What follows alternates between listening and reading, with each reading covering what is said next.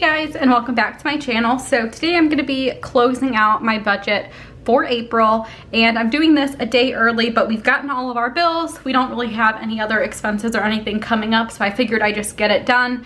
My variable income is calculated off of the entire month, so I won't be able to calculate that type of stuff, but in terms of expenses, we can close out everything.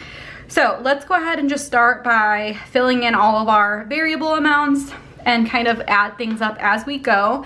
So I keep track of all of my normal expenses aside from sinking funds in my monthly view, so you can kind of see that here. And so I'm just gonna go one by one and put down what our actual amounts were, and then also see if we are under and over. April, I believe, is going to be a pretty good month for us, which is great because we have been saving for a house for a very long time. We currently have a house, it's very small, and so hopefully when all of this is said and done, and once we can get to the amount that we want, we can buy a new house. I'm really trying to save up as much as we possibly can. I would love to put down like at least 40% or something on a house, and we're looking for a bigger house. That might be a while, but we'll see. So anyway, let's go ahead and get into it. Electric is the first item that we have, and that came in at $71.35. $71.35. And what I'm gonna do is I'm gonna put anything that's under budget in black, anything that's over budget in red, and these are these are like, I don't know how to say them, Muji maybe. So I have the black and the red. I bought a pack off Amazon. I did like a whole pen test, but I will have these linked down below if you want to check them out. They came with a bunch of different colors. So 100 minus 71.35 means that we're $28.65 under, so that's good. For gas, I budgeted $90, and we had our bill come in at $56.20. $56.20. So that brings us to be $33.80 under, which is good. I don't know what changed because we were like right around the $100 mark for both of those, and we've been home all month, or like for the last like 2 months. I don't get why it's so little, but anyway, that's kind of that. Our Comcast bill was $208.03. $208.03. The reason why that is so high is because we have been home, like I mentioned before, and we have all been like renting movies. We normally, when new movies would come out, we would go and see them in the theater. So I kind of see like it is probably about the same that we would have spent, but from now on, I'm going to keep like our cable bill and our other purchases separate. If we buy a movie on demand, it will be coming out of our entertainment fund instead of coming along with our cable. But anyway, $208.03 minus the $130 that I budgeted means we're $78.03 over, which you can see those will kind of even out a little bit there. In terms of gas for our cars, the last time we spoke, we still had $119.80. So let's just do 150 minus 119.80. That means that we spent $30.20. And we just kind of have to see, okay, so there's two other transactions that were not recorded. So we'll add 1546 and 1619 to get a total of $61.85. $61.85. We budgeted $150, which means that we have our gas is under budget by $88.15. Now, I'm guessing that Jason's car probably needs to be filled up again, but that's completely okay. I budgeted $100 for gas for the next month for May, and I think that's going to be plenty. In terms of groceries, last time we spoke, we had $21.75. I budgeted $500. Do 500 minus $21.75. This is why like the weekly check-in thing makes budgeting a lot easier, because instead of having to add up all of these pink items, I can just see where we left off and just add those in. So we spent $478.25 as of the last time that I checked in. So I'm just gonna add in all of the other things that we did not already account for. So we have $13.90 $38.95 here. We have $38.32, $7.96, $42.74,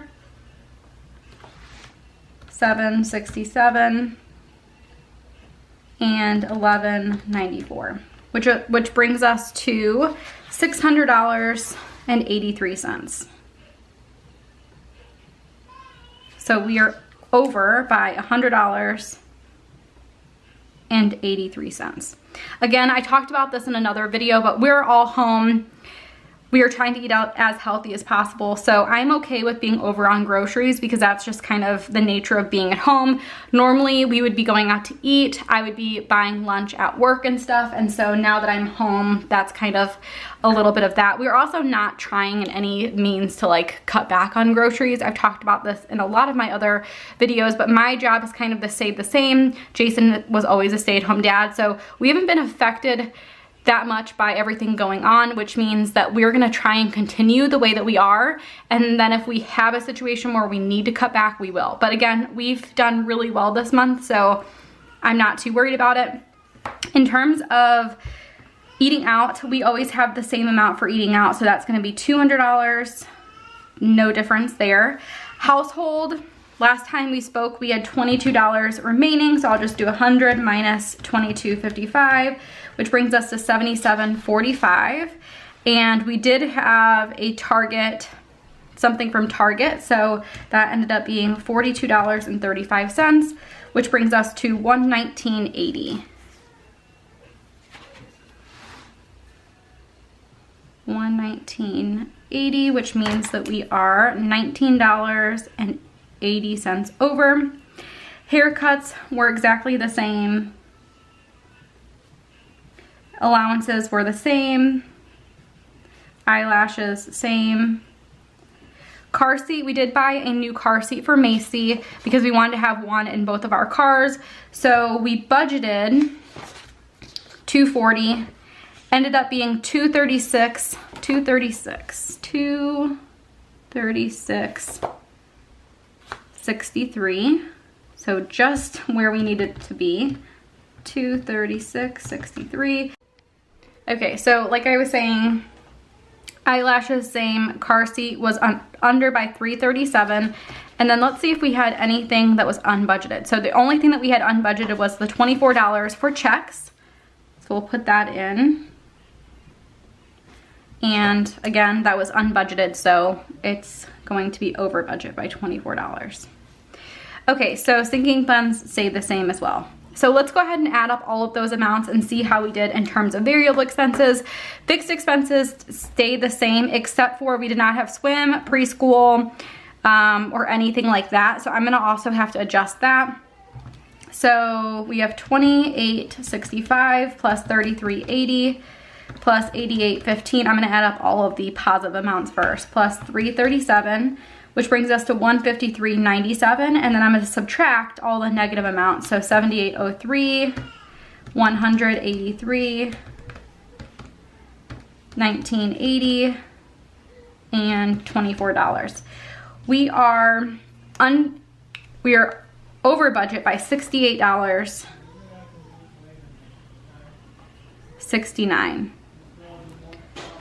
I'm just going to check that again just to make sure, because I feel like when I'm filming, it's always easy to mess this up. 18 and 337. You guys probably hear Mila. She's not happy today, but Jason is with her, so $19.80 and $24. So $68.69 is what we are over budget for our variable expenses.